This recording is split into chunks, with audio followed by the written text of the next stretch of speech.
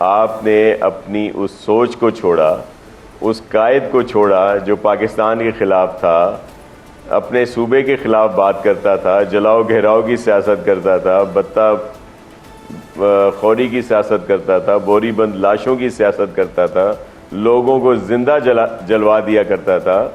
لیکن انہوں نے اس کو تو چھوڑا لیکن اس کی سوچ کو بھی چھوڑے. ہم نے تو ان کو ویلکم کیا. سر یہ حالیہ دنوں میں جو نئے صوبوں کا ایشو بنا ہے پیپلز پارٹی کا ایم کیو ایم کے ساتھ، وہ ایک جنگ کی صورت اختیار کر گیا ہے، جبکہ ایم کیو ایم کہتی ہے کہ ان کا یہ مطالبہ ایک آئینی مطالبہ ہے. کیا کہیں گے آپ اس پہ؟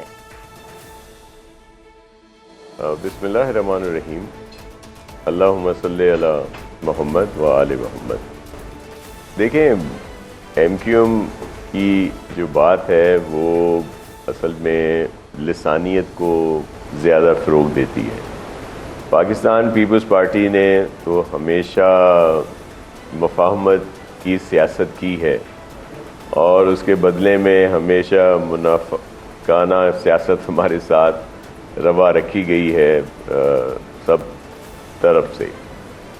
ایم کیو ایم کی یہ بات ہمیشہ آپ کے علم میں ہے کہ ان کے جو بانی جن سے انہوں نے علیحدگی اختیار کی، جن کے لیے پہلے جان دینے کے لیے تیار ہوتے تھے اور سب کچھ ہوتا تھا، تب بھی تو وہ یہی بات کرتے تھے، جنا پور کی بات کرتے تھے اور بہت ساری ایسی چیزیں تھیں جن کو وہ ہائی لائٹ کر کے اور لوگوں کو جذباتی کر کے ایک لسانیت کو فروغ دیا جاتا تھا.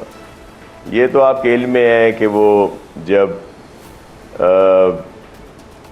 اسٹیبلشمنٹ کہہ لیں یا سب کی طرف سے جب ایک سختی ہوئی ان کے اوپر، انہوں نے جو کچھ نعرے لگائے اور پھر مجھے تو اچھی طرح سے یاد ہے وہ رینجر کے وہ ٹھاکر آفیسر تھے جو ایک رات ان کو لے گئے تھے، پھر ایم کیو ایم سے ایم کیو ایم پاکستان بن گئی تھی.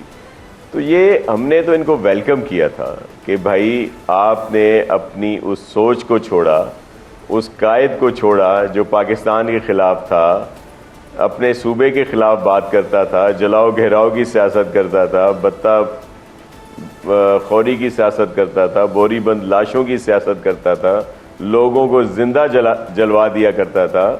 لیکن انہوں نے اس کو تو چھوڑا لیکن اس کی سوچ کو بھی چھوڑے. ہم نے تو ان کو ویلکم کیا ایم کیو ایم پی کو کہ چلیں جی بڑی بات ہے، انہوں نے اپنے اس قائد کو چھوڑ دیا.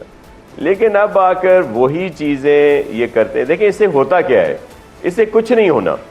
آئینی طور پر جو بات کرتے ہیں، ظاہر آئین میں ایک لکھا ہوا ہے، لیکن اس میں یہ ہے کہ کسی بھی صوبے کی اسمبلی 2/3 میجورٹی سے اگر کوئی فیصلہ کرے تو پھر کچھ اس طرح کی بات کی جا سکتی ہے، جو ظاہر ہے اللہ کی مہربانی سے یہاں پہ ناممکن ہے.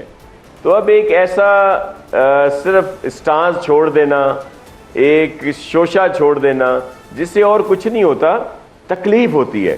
یعنی کہ سندھ حکومت کے لیے کوئی تھریٹ دلوں نہیں میں ہے، ایک رنجش پیدا ہوتی ہے. جی یہ مطلب سندھ حکومت کے لیے کوئی تھریٹ نہیں ہے. کیا کہہ رہی ہیں آپ؟ یہ یعنی کہ یہ جو انہوں نے ایک مطالبہ کیا ہے، آئینی مطالبہ کہتے ہیں، یہ آپ لوگوں کے لیے کوئی تھریٹ نہیں ہے، حکومت کے لیے، سندھ حکومت کے لیے کوئی تھریٹ نہیں ہے یہ؟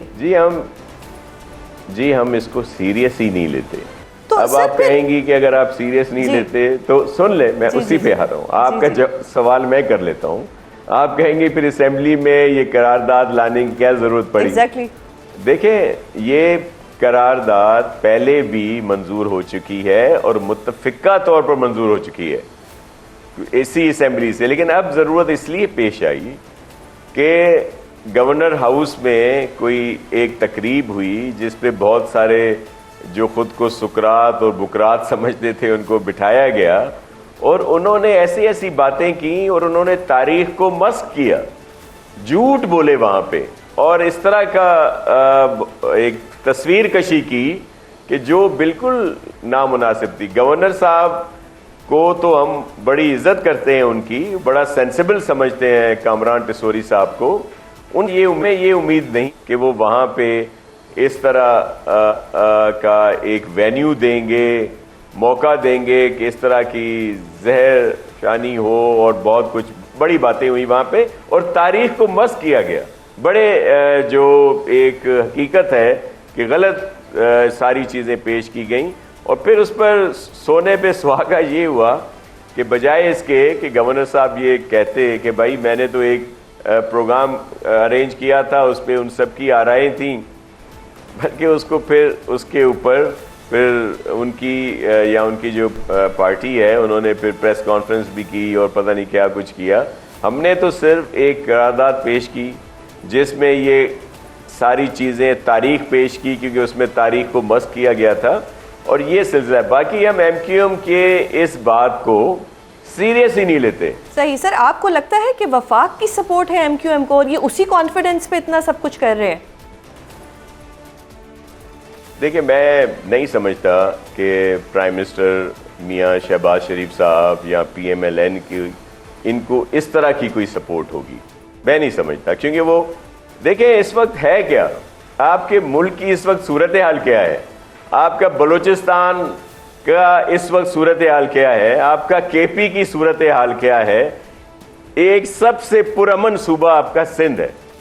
کیا وہاں پہ آپ اس طرح کی کوئی صورتحال پیدا کرنا چاہتے ہیں؟ نفرتیں، بیج جو بویا جا رہا ہے اس طرح کی باتیں کر کے، کیا یہاں پہ وہی پرانا دور جہاں پہ اس طرح کی چیزیں ہوتی تھیں، سینکڑوں لاشیں گرتی تھیں، بہت نفرت کی بات ہوتی تھی؟ یہ تو دیکھیں پیپلز پارٹی وہ پارٹی ہے جو پاکستان کی بات کرتی ہے.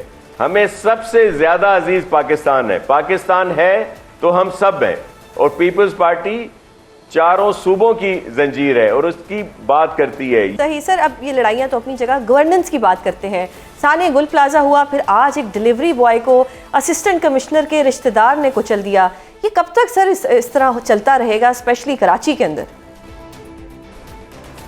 دیکھیں، میں عرض کروں، ایک بھی واقعہ نہیں ہونا چاہیے لا اینڈ آرڈر کا، یا گل پلازا کی جس طرح آپ نے مثال دی، یا خدا نخواستہ کوئی کہیں پہ گٹر میں کسی گڑھے میں کوئی گرتا ہے یا ٹینکر سے کچلا جاتا ہے.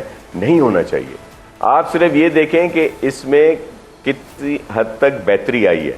یہ کراچی وہی تھا جہاں پہ لوگ موو نہیں کر سکتے تھے. اگر کوئی باہر جاتے تھے بچے تو مائیں انتظار کرتی تھی کہ خیر سے واپس آ جائیں. دیکھیں، کوتاہی ہو سکتی ہے، ہم مانتے ہیں ہماری کوئی کوتاہی. کیا اس کا مقصد یہ ہو کہ صوبوں کی تقسیم ہو؟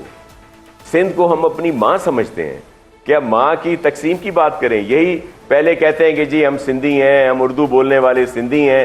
اب اگر کسی اس پہ گٹر پہ ڈھکن نہیں لگا، خدا نہ خواستہ کوئی کہیں پہ آگ لگ گئی، کوئی ایکسیڈنٹ ہو گیا، کوئی ڈیلیوری بوائے کسی ایک انسانی غلطی سے اگر کوئی ایکسیڈنٹ ہوتا ہے، تو کیا اس کا مقصد ہے کہ نئے صوبے کی بات ہو؟